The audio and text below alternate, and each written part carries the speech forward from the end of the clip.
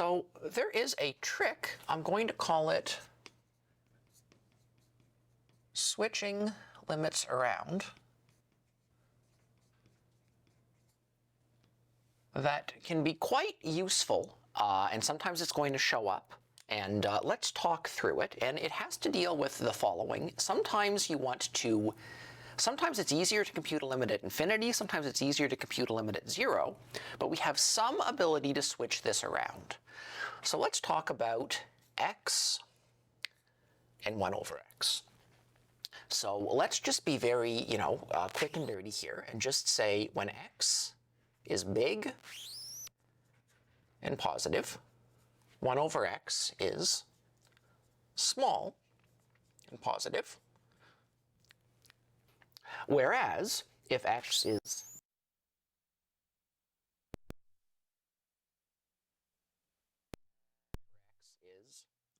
big and positive. So what do I mean by big? By big in both cases, I mean approaching infinity. And by small in both cases, but still positive, I mean approaching 0, albeit from the right. So as it turns out, and basically get two more special limit laws from this principle. And the fact of the matter is the following. If we want to take the limit as x goes to 0 from the right of f of 1 over x, this is going to be the same as if we take the limit as x goes to infinity of f of 1 over x. We can basically take our x, and if it's small and positive, we can switch it around to a 1 over x becoming large and positive. Whereas on the other hand, we can also do a similar thing where if we're taking the limit as x goes to infinity of f at x, this is the same as if we take the limit as x goes to 0 from the right of f of 1 over x.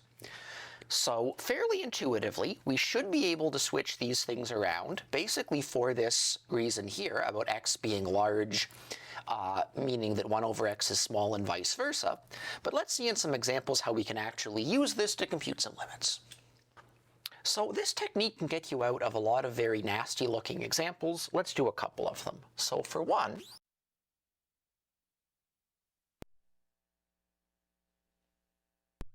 for x all over. So this is going to be a little complicated to work with because we have shine.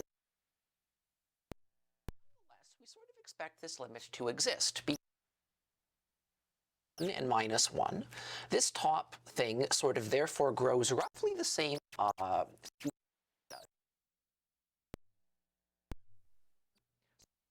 maybe, just maybe, this limit's going to work out. But dealing with this 1 over x directly is going to be very complicated. But what we could do is we could indeed switch this around.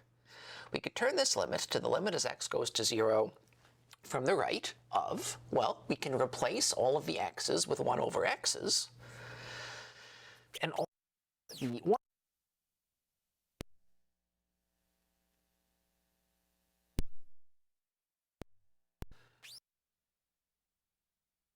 We can multiply the top and bottom by x to give us something on top and bottom that we can take the limit of.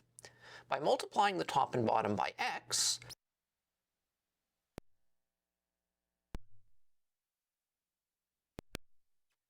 very good, because now we can use the quotient of limits theorem because this turns into over this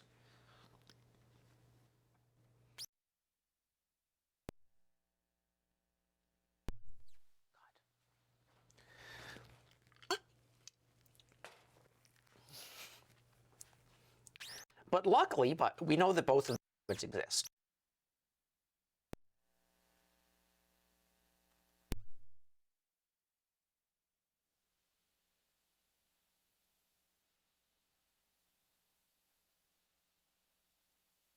So now let's do an even nastier example. So I include these examples because I've seen them come up on tests before in various calculus classes.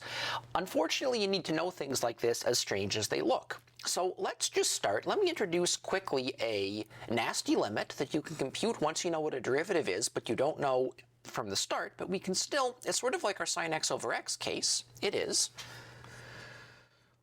that the limit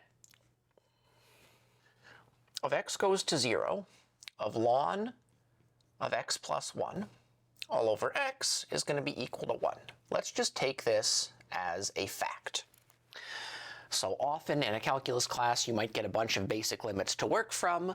This is going to follow once you know how to differentiate things, but nonetheless this is a limit we know. But we can now use this limit, the fact that we know this, to compute another very nasty looking limit. And that's going to be the limit as x goes to infinity of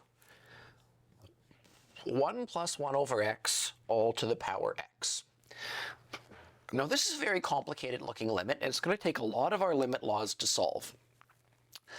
But of course this is a strange sort of thing, because we're making this 1 plus 1 over x. As x gets larger, this number gets smaller and smaller, but it's still greater than 1, but the power we're bringing it to is going to be enormous. It's not easy to guess what this limit is. It's still compute. So what are we going to do here? This is going to take quite a few steps, but I claim that it's going to be a little easier, given what we know, to switch things around and first say, well, let's hope that things are going to be a little easier if we rewrite things like this. Notably, we can rewrite things like this. This limit is the same as this limit, just by switching things around and replacing all of the x's with 1 over x's and the 1 over x's with x's. But now, as an aside, what is this? This is a strange quantity. We're taking something to a weird power, but remember that any time we do this, any time we have a to the b, another way to write that is that's just e to the b times ln of a. So this is a fact about the logarithm and about powers in general, that we can always do this. It's a little tricky looking, but this is basically the definition of what a to the b is in the first place in general. So, as tricky as it is, we can say, okay, what is this? Well, it is equal to e to the 1 over x times ln of 1 plus x. But now, so we're also using an additional limit law, the continuity of limits, composition of limits rather, limit law. E to the x is a continuous function, so we can actually pull that out of this limit, and this becomes the following.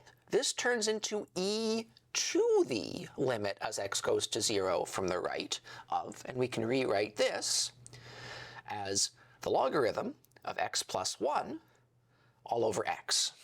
All right?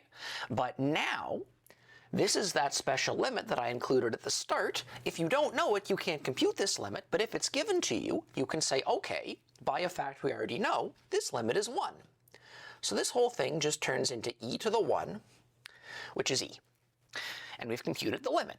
So this is a very, very hard limit, and it required this additional bit of knowledge that really isn't fully justified until later in a calculus course. But nonetheless, I think this maybe very nasty example illustrates the power of this technique, and that's why I wanted to share it.